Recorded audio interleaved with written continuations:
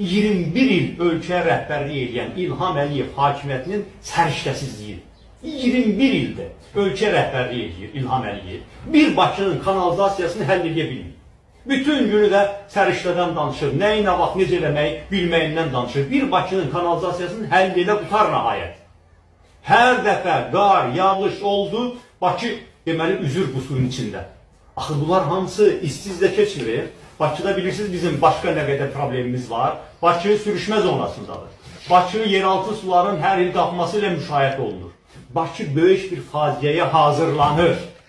Deməli deməyim, baxın, xəbərdar eləyirəm, növbəti dəfə deyirəm. Yeraltı suların səviyyəsi hər il artır. O kanalizasiyalar ki, o yağış sularını çəkə bilmir. Onun nəticəsində yeraltı sular qalxır. O sürüşmə zonalarındakı nəfslərinə görə çapırlar o sürüşmə zonalarını. Orada hündür mərtəbəli, 15-20 mərtəbəli binalar tikirlər. Bakının dayanıqlığı silkələnir. Bakı istənilən bədbəxt hadisə üçün çox pis vəziyyətdədir, hazır vəziyyətdədir. Ona görə bunlar çıxmalıdır ortalığa. Nəhayət, hər şeydə bir strateji düşüncə lazımdır. Biz əvvəlcədən bu söhbətin əvvəlində xarici siyasətdə strateji düşüncədən danışırdıq. Yaxşı, bu şəhər qurma işində də heç olmasa biraz öncədən düşünmək lazımdır da. Yaxşı, biz nə vaxta qədər buna güləcəyik ki, əvvəl asfaltı çəkirlər, asfalt çəkilib qutarandan sonra yadlarına düşür ki, düz 20 ildir bu belədir. Düz 20 ildir. Niyə 30 il demirəm? Çünki ondan əvvəl pul yox idi, asfalta filanı pul tökmürdülər. İndi bu neft gəlirlər ki, gəlməyə başlayıb.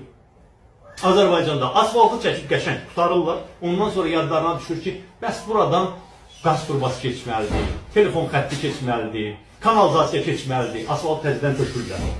Bax, təzəcə asfaltı. Biz buna 20 ildir gülürük yoxsa yox? Hamımız buna biz şahidik yoxsa yox? Nə vaxta qədər belə primitiv düşüncə ilə ölkəni idarə edəcəklər bunlar? Necə yəni bunu necə başa düşməmək olar ki, Bakı şəhərinin kanalizasiya sistemi qurulanda Bakının heç 1 milyon əhalisi yox idi. Heç 1 milyon əhali yox idi Bakı şəhərində. Sonradan gəlib 1 milyona çatdı. İndi isə Bakı şəhərində, indi özləri rəsmən 3 milyon etiraf edirlər, amma hər kəs bilir ki, Bakı şəhərində real olaraq 4-5 milyon arası insan yaşayır.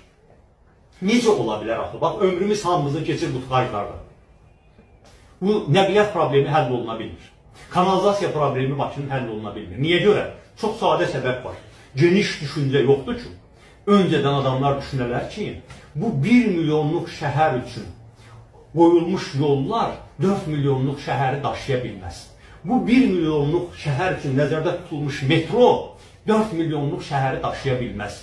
Bu 1 milyonluq şəhər üçün nəzərdə tutulmuş kanalizasiya 4 milyonun suyunu, çirkabını daşıya bilməz. Bunu başa düşməyə çox mu böyük ağıl lazımdır?